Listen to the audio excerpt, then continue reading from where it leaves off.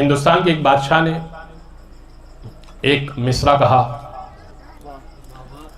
और उसे ये समझ नहीं आ रही थी कि इस मिसरे पे कौन सा मिसरा लगाया जाए। मिसरा फारसी का है, मैं इंशाल्लाह तर्जुमा करूंगा।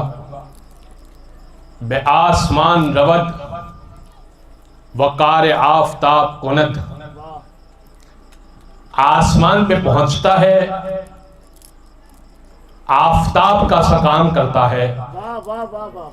मिसरा है, आफताब पे, आसमान पे पहुंचता है, आफताब सा यानी सूरज सा काम करता है। मिसरा कह दिया। हिंदुस्तान के बादशाह ने, उस जमाने में शायरी, हिंदुस्तान में शायरी फारसी में हुआ करती थी।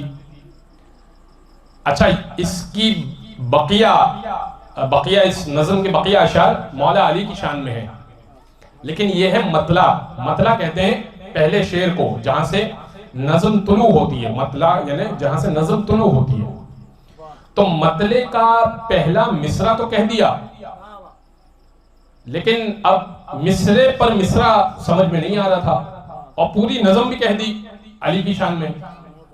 बाज़ औक़ात ऐसा होता है कि शायद पूरी नज़म कह देता है, लेकिन पहला मिसरा, आगाज वो समझ में नहीं आ रहा होता। अब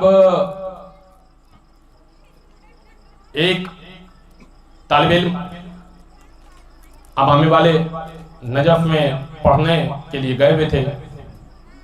जाहिर है कि नजफ में आज भी आसान नहीं है पढ़ना, याद रखिएगा। इस मिंबर तक पहुंचना बड़ी जहमतों के बाद होता है और मिंबर तक पहुंचने के बावजूद भी बाज़ औक़ात जहमतों का सामना होता है। बहरहाल अज़न ग्रामी, उनका आगाज था हौज़े में पढ़ने का। जब पढ़ाई शुरू हुई, मालूम हुआ कि बहुत लिमिटेड वजीफा है, उसी में जिंदगी गुजारनी है। और एक दिन वो आलिम दीन कहिए या तालिब इल्म कहिए, वो मौला के हरम में गए और मौला से कहने लगे कि मौला बस बहुत थक गया हूँ, कोई रोजी का सबब कर दीजिए। हिंदुस्तान, अच्छा वो खुद भी हिंदुस्तान के थे, हिंदुस्तान वापस जाना चाहता हूँ। बड़े गिड़गिड़ाए। मौला ख्वाब में आए, इमाम ने समझाया। इमाम ने कहा कि देखो, अगर इल्म चाहिए ना तो गुर्बत में मिलेगा, इल्म गुर्बत में मिलेगा।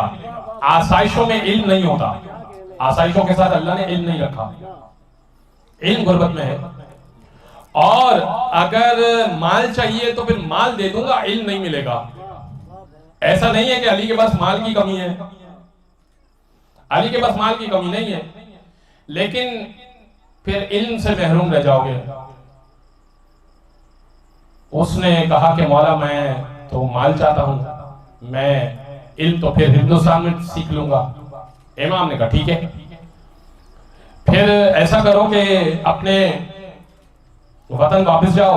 बादशाह ने, ये बादशाह की नजर थी, बादशाह ने मिसरा कहा है।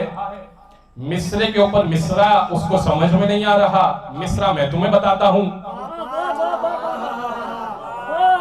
तुम उसको मिसरा बता देना, मसला तुम्हारा हल हो जाएगा। वो चले गए, बादशाह के पास सीधा पहुंचे। बादशाह का मालूम किया तो बादशाह शिकार पे था। जब दूर से बादशाह को देखा तो बुलंद आवाज से कहा कि गर बेज़र्रे चश्मे बू तुराब कुनत। जो पहुंच गए वो पहुंच गए। उसने कहा कि तूने क्या कहा? कहा तेरे लिए मिसरा लेकर आया हूं। कहा आधी दौलत, मैं तर्जुमा करता हूं, जाहिर है कि बहुत सारे लोग नहीं पहुंचे।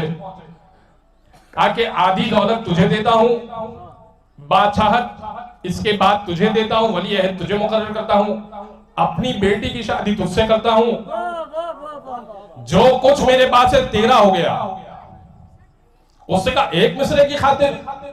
कहा मैंने अली से मन्नत मानी थी कि ए अली आपकी खातिर मैंने नज़म लिखी है, अगर कोई मिसरा लाकर दे दे तो आधी दौलत दे दूंगा, अपने बाद वली अहद बना दूंगा, अपने बाद बादशाह बना दूंगा, अपनी बेटी की शादी उससे कर दूंगा।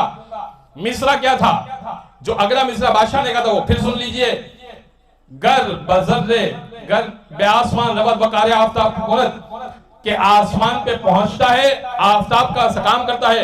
मौला ने क्या मिसला दिया, गर बजर्रे चश्मे बूतुराब कुनत, अगर किसी जर्रे पर बूतुराब की नजर हो जाए, बे आसमान रबत वकार आफ्ताब कुनद, आसमान पे पहुंचता है और सूरज बन जाता है।